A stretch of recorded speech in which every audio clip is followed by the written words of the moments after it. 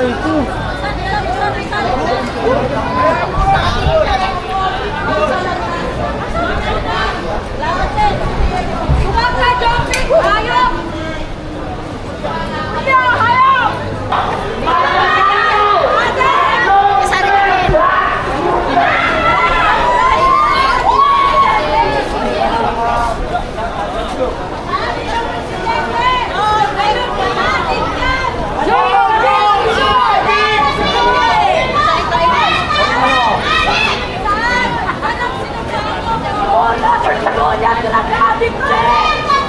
Maraming salamat po. Palakpakan po natin ang sektor ng mga pamayahan.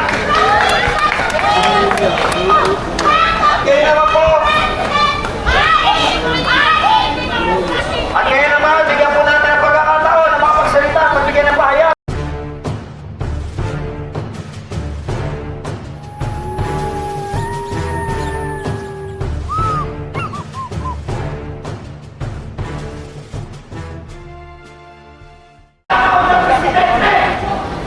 Ayan, babayan, nandito tayo muli sa may papunta pala Mindiola, babayan, oh, naharang na. Ayan, oh.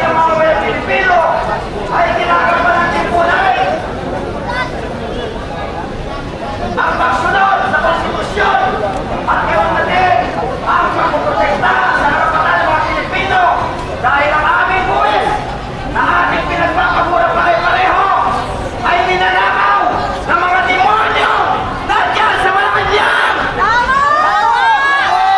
Kaya pakinggan ninyo, galit na galit ang sigaw ng sabayan ng Pilipino sa presidenteng ito! Ano ang sigaw ng taong bayan?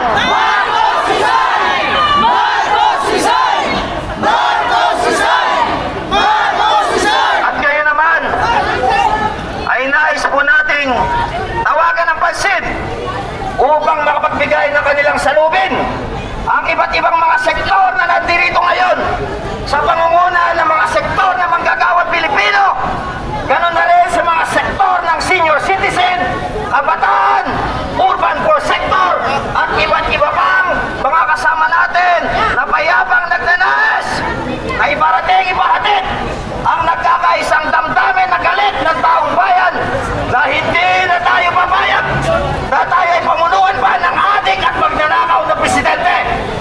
Nandito rin po ang mga kapatid nating Muslim nakikiisa, sumusuporta sa mapayapang pagtitipong ito.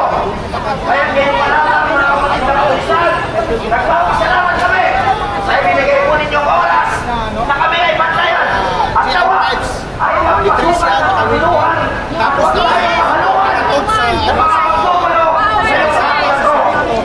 At dahil po dyan, ikukulit na natin iwasan ng ibasyo. Kaya tinatawagan po natin ang pansin bilang paunang panalita.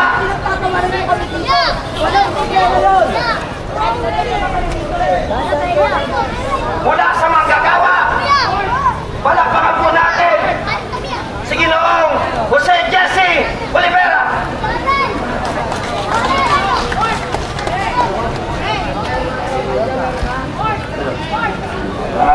Una sa lahat, maraming salamat sa mga manggagawa na nandito ngayon na sumama.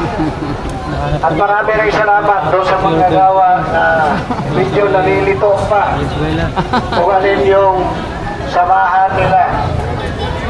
At dito naman sa ating mga kapulisan, marami rin salamat sa inyong lahat sa pagpatupad ng kaayusan sa rally ngayong araw na ito, kung saan ito ay kaarawan sa ating mag-ibig na manggagawa ni naman kayo, 100 Andres Bonifacio.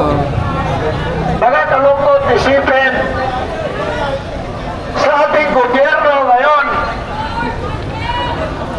sa Luzon, Visayas at Mindanao, laganap ngayon hindi lang sa pagnanakaw kung hindi tulisan pa.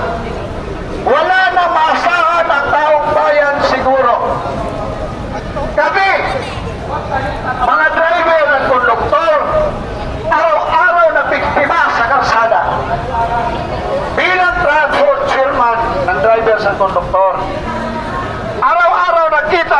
kabastugan sa lahat na dinadaanan sa kalsada Luzon, Visayas at Mindanao dahil ang Peltrangco ang pinakamalayo ng biyahe sa lahat ng transportasyon. Nakakalungkot isipin na pati ang management nga dito pinasukan na rin ng demonyo. Tayo, manggagawa, tayo dapat ang nirespeto nitong mga hayop na itong mga politiko. Bakit ganyo? Kahit itong mga pulis, manggagawa dito, lahat tayo na hindi may-ari ng kumpanya, manggagawa tayong lahat. Kahit abogado pa yan, manggagawa rin yan dahil yan ay nagservisyo doon sa manggagawa para ipagtanggol ang karapatan ng manggagawa. Tayo naman, kahit itong mga taga-media, manggagawa rin ito. Manggagawa at tagapaghatid ng balita sa magandang balita o masamang balita sa ating bansa. Tayo ngayon, umaharap sa matinding krisis sa ating bansa. Una, ilan ba ang manggagawa na pupunta na sa ibang bansa para na lang doon mabuhay? Dapat dito sa bansang Pilipinas, nandito lahat ang maraming hanap buhay. Pero ninanakaw, tinutulis nitong ating mga politiko, mga inayupak na ito. Puntahan ninyo ang probinsya ninyo. Hindi lang pira natin ang ninanakaw. Pati ang kayamanan ng ating mga kalupaan, ninanakaw na rin. Magtatayo kunyari ng building, pero ba't makuha ng mineral doon? Nawawala na. Sino nakikinabang? Sila. Ang politiko at tayuhan. Hindi tayo mga mahihirap. Bakit pa tayo naghihirap? Ilan ang mining sa buong bansa natin? Alam niyo ba kung magkano ang porsyento sa gobyerno sa bawat mining sa bansa natin? Na naubos lang ninanakaw nito mga putang inang mga politiko nito. Tapos ngayon magkuhugas kamay na kala mo si Poncio Pilato. Ang gagaling magsalita. Ang gagaling magpapublish doon sa media. Ang gagaling magsalita ng mga vlogger na ito daw mabuting tao. Mabuting magnanakaw pala ito. Bakit ganyo? Hindi nyo ba alam na lahat tayo inanakawan na?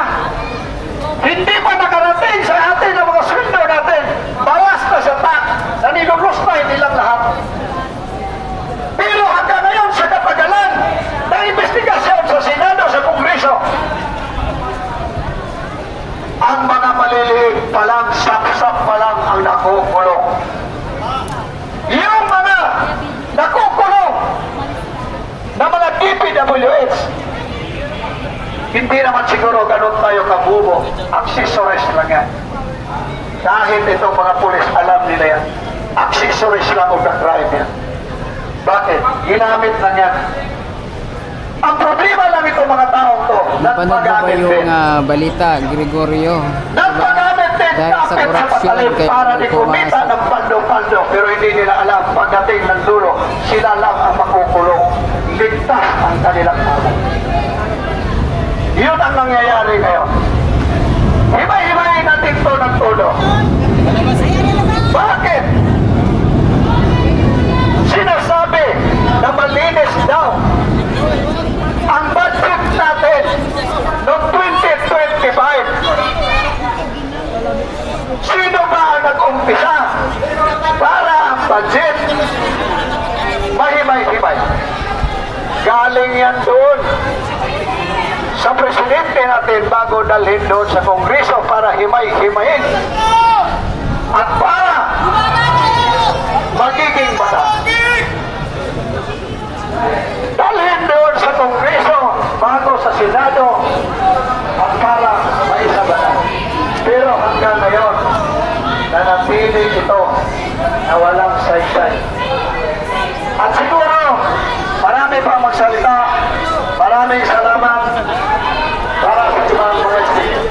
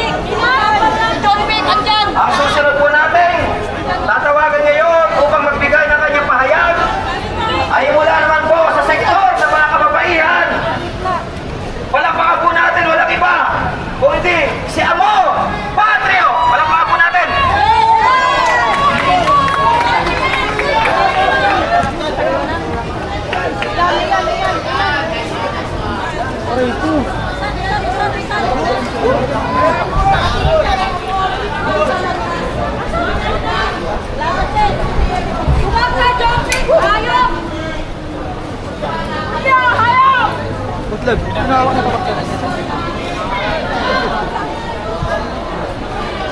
Yan ang naman.